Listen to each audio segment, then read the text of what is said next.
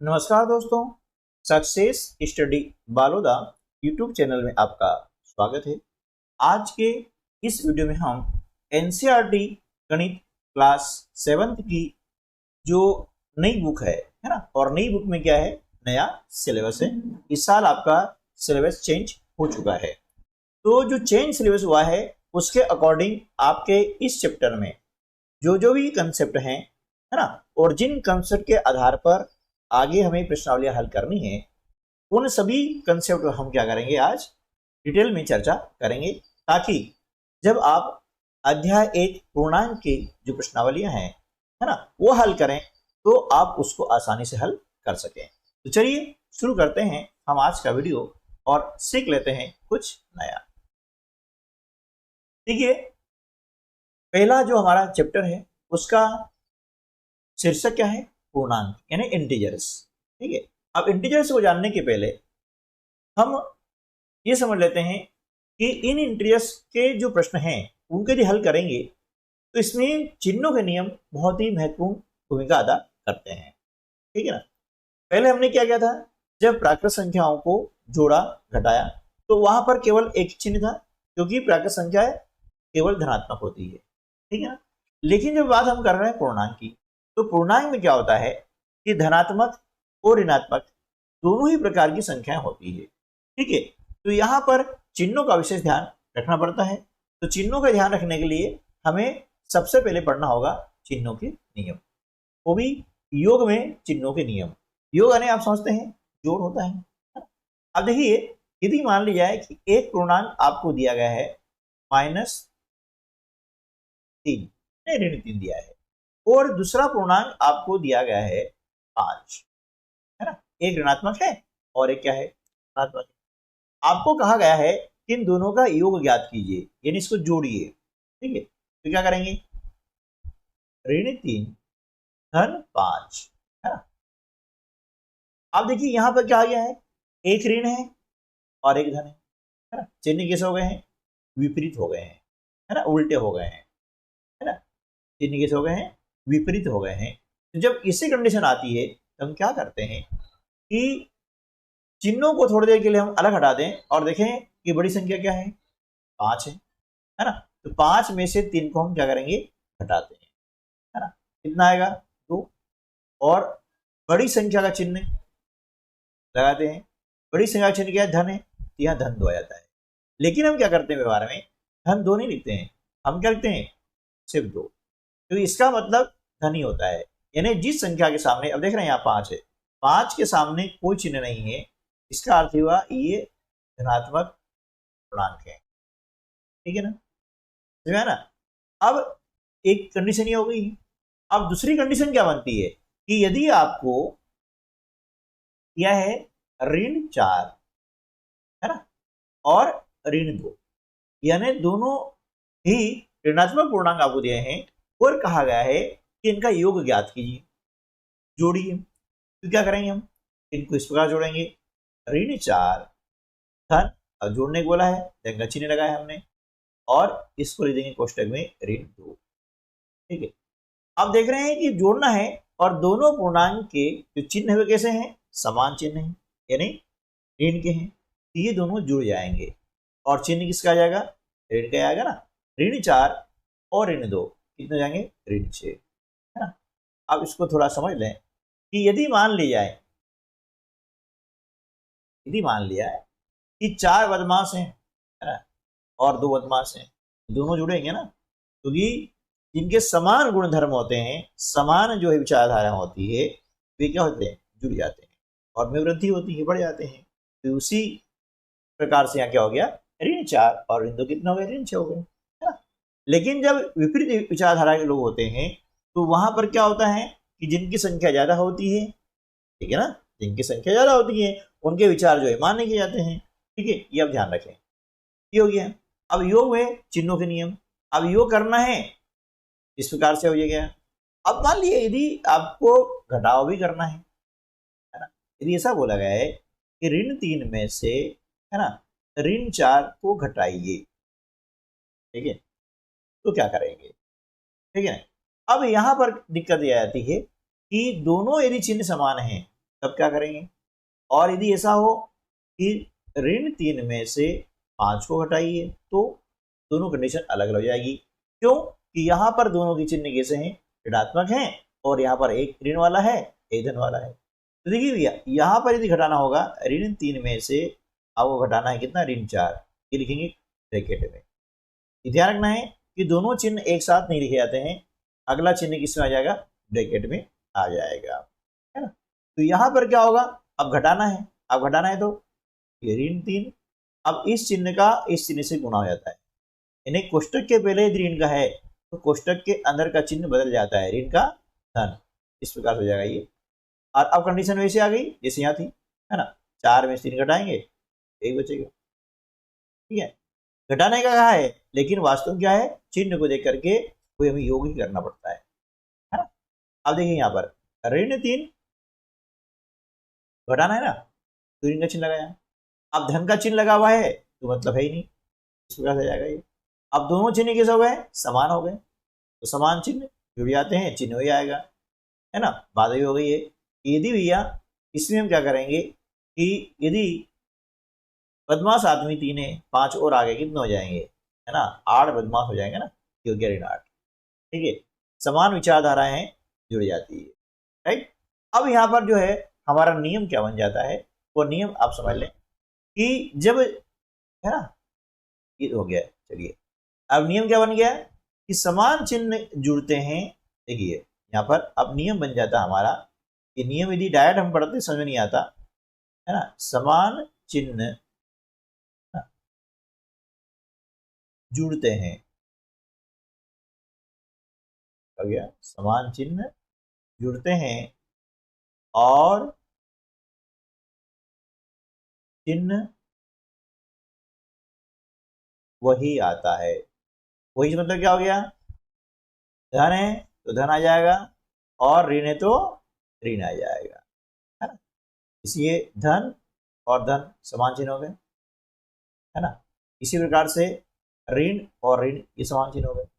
यदि समान चिन्ह वाली संख्या आती है तो ये आपस में जुड़ जाएगी और चिन्ह वही आ जाएगा, ऋण है तो ऋण आएगा और धन है तो धन आ जाएगा, ठीक है। अब दूसरा जो नियम इसमें बनता है वो क्या है ना, असमान चिन्ह, यानी एक ऋण का है एक धन का है, ये कहलाते हैं असमान, ये इनको कह सकते हैं विपरीत भी कह सकते हैं। तो यहां मैं बोल रहा हूं असमान चिन्ह, यहां क्या आ जाएगा, असमान चिन्ह घटते हैं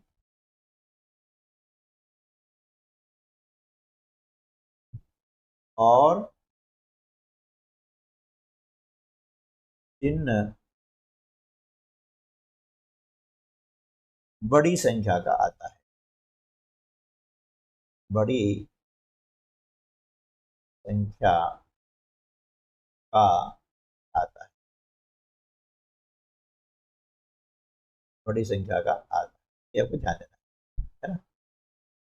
असमान चिन्ह मतलब एक धन का है दूसरा ऋण का है, ये हो गया असमान, या यूं कहें कि पहला ऋण का है दूसरा धन का है ना, ये असमान चिन्ह हो गए हैं। इसमें क्या होता है, घटते हैं, जैसे अभी आप देख रहे हैं, आप एक ऋण का है एक धन का है, घटा ना, बड़ी संख्या चिन्ह आ गया है, बड़ी संख्या 4 है तो 4 चिन्ह आ गया है इसके सामने एक, है ना, यह देख रहे हैं आप, एक ऋण वाला है एक धन वाला है, ठीक है ना, और समान चिन्ह जुड़ते हैं, चिन्ह वही आता है ना। तो ध्यान रखना है कि जब भी एक ऋण हो एक धन हो, है ना, तो बड़ी संख्या में से छोटी संख्या घटा देंगे और चिन्ह लगाते हैं बड़ी संख्या का, ठीक है, क्लियर हो गया। ये जानना बहुत जरूरी है, तभी आप इस अध्याय के आगे जो प्रश्न है ना उनको हल कर पाएंगे। अब एक और जो नियम है चिन्हों का वो क्या है, गुणा में, है ना, देखिए योग में चिन्हों के नियम है तो योग और घटाव में दोनों वही लागू होते हैं। अब गुणा की हम बात कर लेते हैं कि यदि संख्या हम लिया है, मान लिया है ऋण 2 और आपको दिया है 5, यानी एक ऋणात्मक है और एक धनात्मक है, ठीक, इनका गुणा करते हैं तो क्या होगा, देखिए ऋण 2 में जब 5 का गुणा करते हैं तो कितना आता है, ऋण 10, ठीक है। एक और हम एग्जाम्पल लेते हैं ऋण 3 और ऋण 4 का। यदि कहा गया है कि ऋण 3 और ऋण 4 का आपको गुणा करना है। इसका गुणनफल कितना हो जाएगा? 12। ठीक है, अब क्या समझ में आ रहा है ना, कि यदि एक ऋणात्मक पूर्णांक है और एक धनात्मक है और इनका आपस में गुणा किया जाता है तो गुणनफल किसमें आएगा? ऋणात्मक होगा ना, यानी गुणनफल भी माइनस होगा। और यदि दोनों ही हमारे इंटीजर्स यानी पूर्णांक ऋणात्मक हो तो उनका गुणा करेंगे तो गुणनफल हमेशा क्या होगा? धनात्मक होगा। यानी ऋण और ऋण गुणा क्या हो गया? धन। ऋण और धन का गुणा क्या हो गया? ऋण। इससे एक नियम बन के आता है। अब देखिए, यदि दोनों ही आपके धनात्मक पूर्णांक हो तो 4 पंजे 20। हम देख रहे हैं कि दोनों ही धनात्मक पूर्णांक है तो इनका गुणनफल भी कैसा आएगा? धनात्मक आएगा। तो यहां पर दो नियम बन के आ जाते हैं। ये हमने करा, इसको आराम से हम लिख सकते हैं। क्या लिख सकते हैं कि यहां पर वही लिखेंगे समान, इसको अच्छे से समझ लेना, समान चिन्हों का गुणा, है ना, गुणा धनात्मक होता है। कैसा होता है? धनात्मक होता है, यानी धन होता है। इसी बात है ना। समान चिन्ह कैसे हैं? धन और धन समान चिन्ह है, इनका गुणा किया तो धनात्मक होगा। ऋण और ऋण का गुणा किया तो भी क्या होगा? धनात्मक होगा, यानी धन का चिन्ह आएगा। ये आपको ध्यान रखना है। ठीक है, ये आप देख रहे हैं। देखिए, धन धन का गुणा किया धन आया, ऋण ऋण का गुणा किया धन आया। ठीक है, समझिए ना। अब दूसरा नियम, अब ये चिन्ह असमान है, क्या करेंगे भाई? एक धन आएगा एक ऋण आएगा, है ना। तो असमान चिन्हों का गुणा, ध्यान दीजिएगा, असमान चिन्हों का गुणा हमेशा ऋणात्मक होता है। कैसा होता है? ऋणात्मक होता है।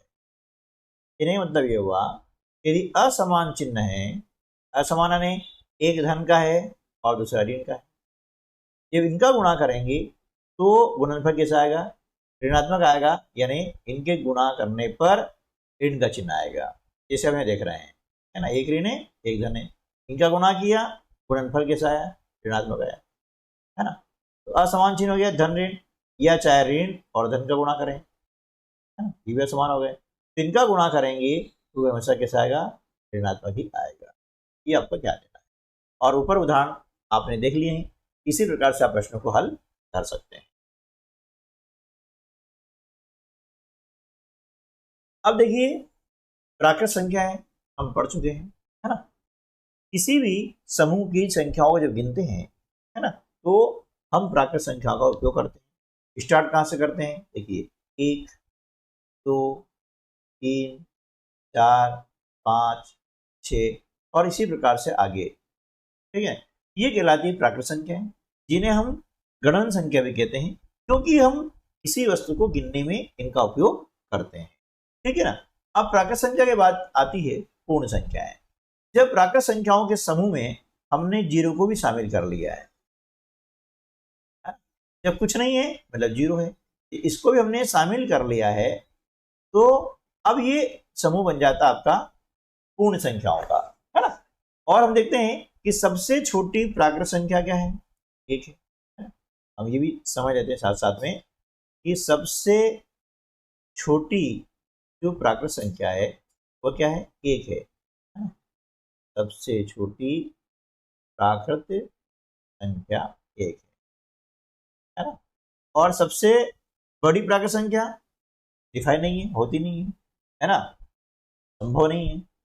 अब इसी प्राकृत संख्या में जब हमने जीरो को शामिल कर लिया, ये कहलाती है पूर्ण संख्या है। तो यहाँ सबसे छोटी पूर्ण संख्या क्या हो गई? जीरो। जीरो क्या हो गई? सबसे छोटी पूर्ण संख्या, है ना। सबसे छोटी पूर्ण संख्या जीरो है। ठीक है, और सबसे बड़ी पूर्ण संख्या संभव नहीं है, यानी डिफाइन नहीं है, जीरो। राइट। अब इसके बाद में आती है पूर्णांक। अब पूर्णांक क्या होता है? देखिए पूर्णांक में प्राकृत संख्याएं है ना, पूर्ण संख्याएं और इसके अलावा ऋणात्मक पूर्णांक भी शामिल होते हैं, ठीक है ना। अब पूर्णांक संख्याएं देखिए इसकी जरूरत क्या पड़ती है, जब हमने जीरो देखा, देखिए एक हम संख्या रेखा खींचते हैं, इससे समझ में अच्छे से आ जाएगा। देखिए यहां पर हमने जीरो लिखा, जब हम जाते हैं दाहिनी ओर, जीरो के जब आप दाईं ओर जाते हैं, ये संख्याएं कैसी होती है? ये होती है धनात्मक होती है। एक, दो, तीन, चार, पाँच, छः, इसी प्रकार से और आगे। लेकिन जब हम जीरो के बाईं ओर जाते हैं, है ना, कहाँ जाएंगे? बाईं ओर जाते हैं, तो यहाँ पर आ जाएगा ऋण एक, ऋण दो, ऋण तीन, ऋण चार, इसी प्रकार से और भी आगे। अब पूर्णांक अवस्था क्यों बढ़ती है? ये देखा हमने कि किसी भी तालाब में पानी रहता है ना, जैसे तालाब आपको इस प्रकार से दिया है और इसमें पानी नापने का ये एक माप दिया रहता है ना, तो जैसे देखा कि ये तालाब यहाँ पर ये भरा हुआ रहता है यहाँ तक, और यहाँ पर हमने लिखा जीरो, ठीक है ना, अभी क्या लिखा? जीरो लिखा, ठीक है ना।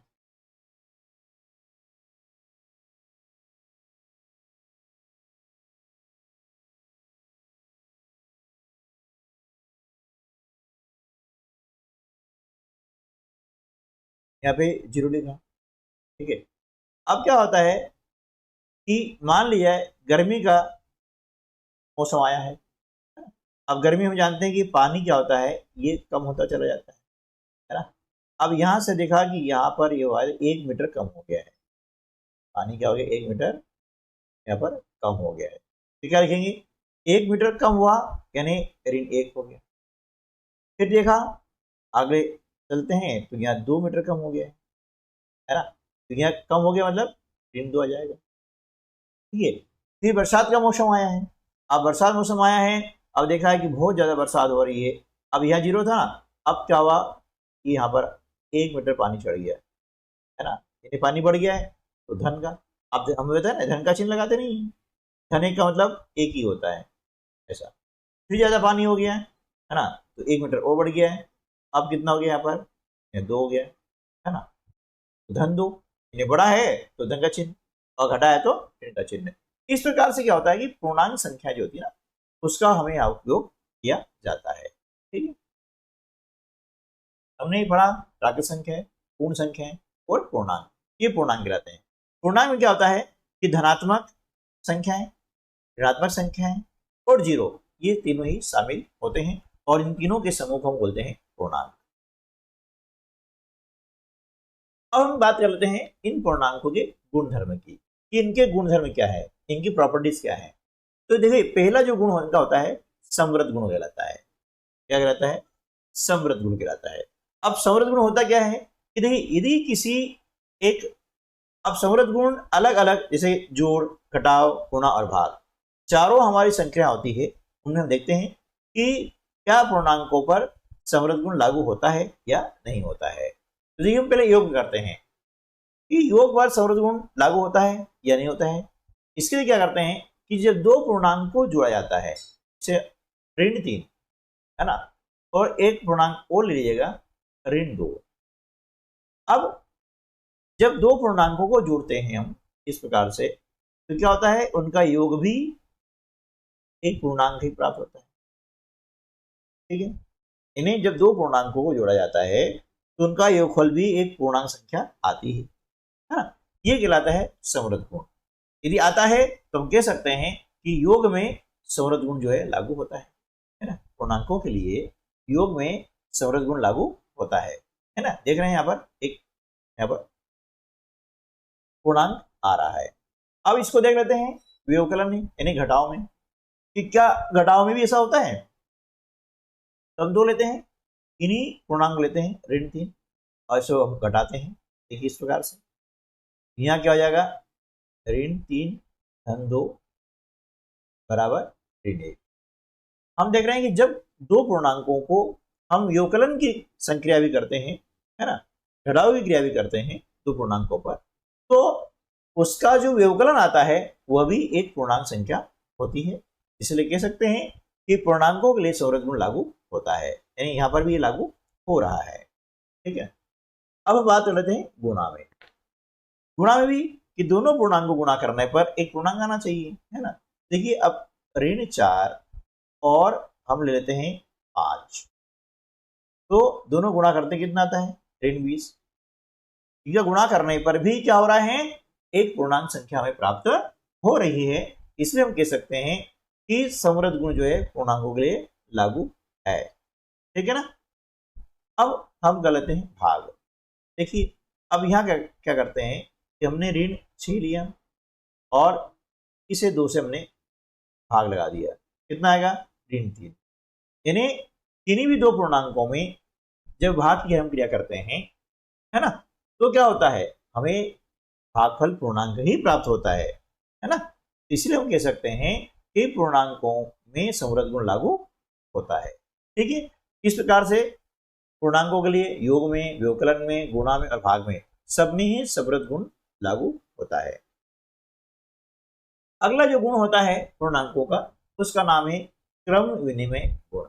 अब क्रम विनिमय मतलब क्या होता है कि इनके जो क्रम है संख्याओं के वे बदल जाते हैं, है ना। तो इसमें जो पहला हमारा जो संक्रिया है योग यानी जोड़, उसमें देखते हैं कि क्या इसमें क्रम विनिमय नियम लागू होता है या नहीं होता है। देखिए हमने दो पूर्णांक लिए हैं, ऋण 2 और ऋण 4, है ना। इनका योग किया, इनका योग करने पर कितना आया, ऋण 6। ठीक है, अब हम क्या करते हैं, इनका क्रम बदल देते हैं, यानी ऋण 4 को पहले ले लेते हैं और ऋण 2 को बाद में ले लेते हैं और फिर इन दोनों का जोड़ करते हैं, कितना आएगा, ऋण 6 आएगा। यानी पूर्णांकों का हमने क्रम बदल लिया, फिर भी योगफल बराबर आ रहा है ना। इसलिए कह सकते हैं कि पूर्णांकों के लिए योग में क्रम विनिमय नियम का गुण लागू होता है। राइट है। चलिए अब हम देख लेते हैं व्यवकलन में क्या इसमें होता है। देखिए ऋण 5 और ऋण 3 ये तो हमने पूर्णांक लिए। ठीक है, अब पहले क्या करते हैं, ऋण 5 में से हम घटाते हैं ऋण 3 को। ठीक है, ये क्या हो जाएगा, ऋण 5 ऋण और ऋण का गुणा करते हैं, धन आता है। ये कितना आ रहा है, ऋण 2 आ रहा है। राइट, तो अब इनका क्रम बदल देते हैं, यानी ऋण 3 में से हम घटाते हैं ऋण 5 को। ठीक है, तो ऋण 3, अब कोष्टक के पहले ऋण का चिन्ह है, अंदर का चिन्ह बदल जाता है, ये हो गया धन 5। अब एक ऋण एक धन है, बड़ी संख्या में से छोटी संख्या घटाते हैं, चिन्ह लगाते हैं बड़ी संख्या।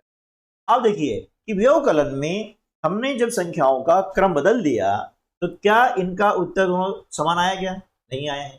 तो हम कह सकते हैं कि व्यवकलन में पूर्णांकों के लिए क्रम विनिमय का नियम लागू नहीं होता है। ठीक है, अब हम चेक करते हैं गुणा के लिए। तो पूर्णांक लेते हैं कोई से भी, ऋण 3 लिया हमने, ऋण 4 लिया। अब ऋण 3 में ऋण 4 का गुणा करते हैं तो गुणनफल कितना आता है, 12। ठीक है, अब इसका उल्टा कर लेते हैं, यानी ऋण 4 में हम ऋण 3 का गुणा करते हैं तब भी गुणनफल 12 ही आता है। यानी गुणा में भी, है ना, संख्याओं भले हम बदल लें, उनका क्रम भले चेंज करते हैं, तब भी गुणनफल समान आता है। तो हम कह सकते हैं कि गुणा में पूर्णांकों का क्रम विनिमय का नियम जो होता है, गुण होता है, वो लागू होता है। ठीक है, अब हम बात कर लेते हैं भाग में। अब देखिए यहाँ पर ऋण 4 को हम ऋण 2 से डिवाइड करते हैं। ठीक है, तो कितना आता है, 2 आता है। लेकिन यदि ऋण 2 में हम ऋण 4 का भाग लगाते हैं इस प्रकार से, तो कितना आता है, 1/2 आता है। ठीक है, क्या ये दोनों बराबर हैं, ये बराबर नहीं है। इसलिए हम कह सकते हैं कि भाग में पूर्णांकों के लिए क्रम विनिमय का जो गुण होता है वो लागू नहीं होता है। क्लियर है? यानी पूर्णांकों के लिए क्या होगा, क्रम विनिमय का गुण कहाँ लागू होगा, एक तो होगा योग में और दूसरा होगा गुणा में। ठीक है, नेक्स्ट तीसरा जो हमारा गुण होता है वो होता है साहचर्य गुण। साहचर्य देखिए यानी साथ, इसको हम सहचारिता गुण भी कहते हैं। तो इसमें क्या होता है कि कम से कम 3 संख्याएं हमारे पास में होनी चाहिए। कितनी होनी चाहिए, 3 संख्या होनी चाहिए। इसको हम देखते हैं योग में। अब देखिए पूर्णांक को सिर्फ 3 ले सकते हैं। ठीक है, तो यहां पर हमने लिया, मान लिया ऋण 2, ठीक है, ऋण 3 और ऋण 4। चलिए ये हमने पूर्णांक ले लिया। अब इनका योग करना है ना, क्या करना, इनका योग करना है। तो ऋण 2 धन ऋण 3 धन ऋण 4। तो साचर में क्या होता है कि 3 लोग हैं, 3 व्यक्ति हैं। इसमें क्या होता है कि 2 आदमी एक साथ रहते हैं। ठीक है ना, यह 2 संख्याएं हमने क्या करी, एक साथ इसको कर दिया है इस प्रकार से, एक का साथ बना दिया है। तो पहले इसको हल कर लें, ठीक, और फिर इसको हल करते देखते हैं कि दोनों संख्या कैसी है, ऋणात्मक है, जुड़ जाएगा ऋण 5, धन और ऋण गुणा करेंगे तो ऋण 4।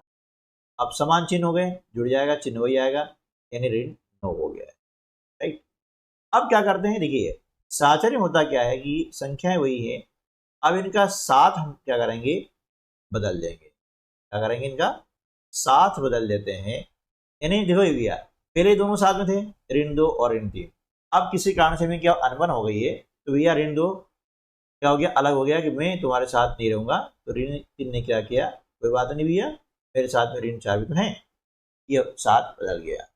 अब देखते हैं क्या होता है, ऋण 2 ऐसे ही आएगा। अब दोनों समान चिन्ह हैं, जुड़ जाएंगे और चिन्ह वही आएगा, मतलब ऋण 7।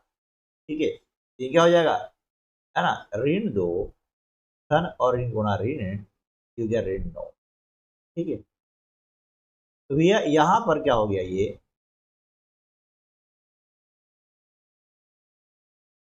ऋण 2 और ऋण 7 जोड़ा तो गया ऋण 9।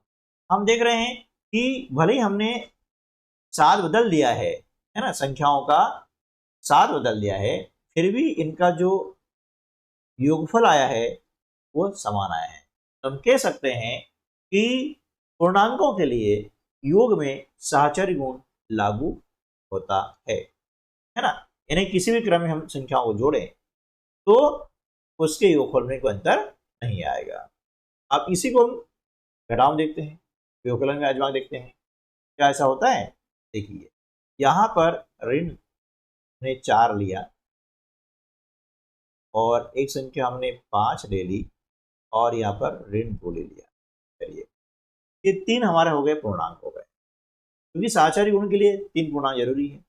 अब क्या करा है, इनको हम घटाते हैं, इनके बीच में घटाव का चिन्ह लगा दिया ये वाला। ठीक, अब पहली बार भी क्या कर रहे हैं, इन दोनों को हमने साथ ले लिया। ठीक है, अब समान चिन्ह जोड़ेंगे, यानी कितना हो गया, ऋण 9, ऋण और ऋण धन, तो एक धन है एक ऋण है, बड़ी संख्या में से छोटी संख्या घटा देंगे और चिन्ह लगा देंगे बड़ी संख्या। यहाँ पर कितना आता है, उत्तर आता है ऋण 7 आता है। अब इसी को हम क्या करेंगे कि इनका जो साथ है वो हम चेंज कर देते हैं, है ना, ये संख्या थी ना, अब इसको साथ में करते हमने क्या किया, इन दोनों को साथ कर दिया।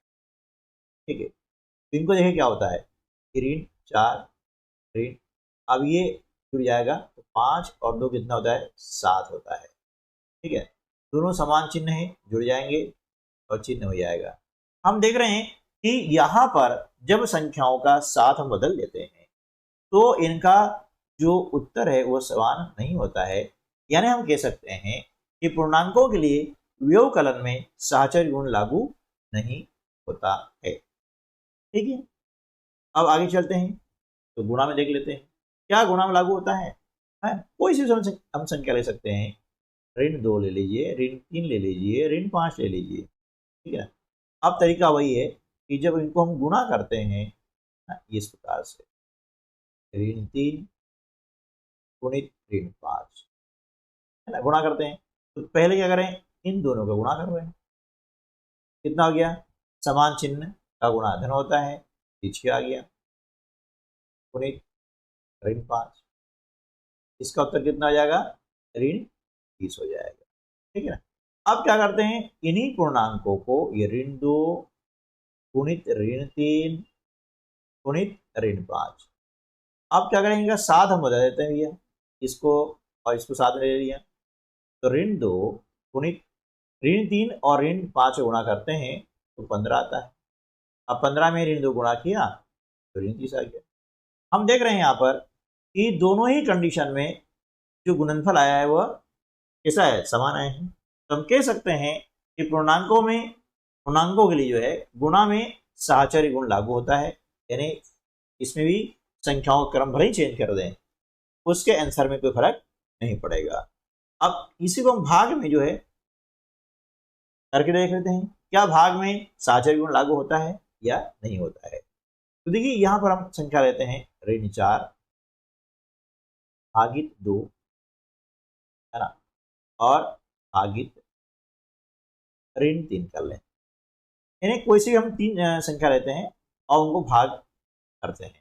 ठीक है, तो देखिए इसमें हमने इन दोनों का भाग किया तो कितना आया, ऋण 2 भागित बटे ऋण 3, ये आ गया हमारा फिर 2/3 आ गया। ठीक है, अब इसी को हम आगे करते हैं, ये जो हमारा पूर्णांक है इसी को हमने इस प्रकार से किया है, तो इन दोनों को हमने साथ में ले लिया है, ये आ गया ऋण 4 भागित, है ना, अब क्या हो गया 2 बटे ऋण 3, तो बटा कुछ नहीं है, यहाँ पर हो जाता है ऋण 4/1, इसका हो जाएगा गुणन प्रतिलोम ऋण 3/2, 2 दूनी 4, गुणा करेंगे कितना आएगा 6।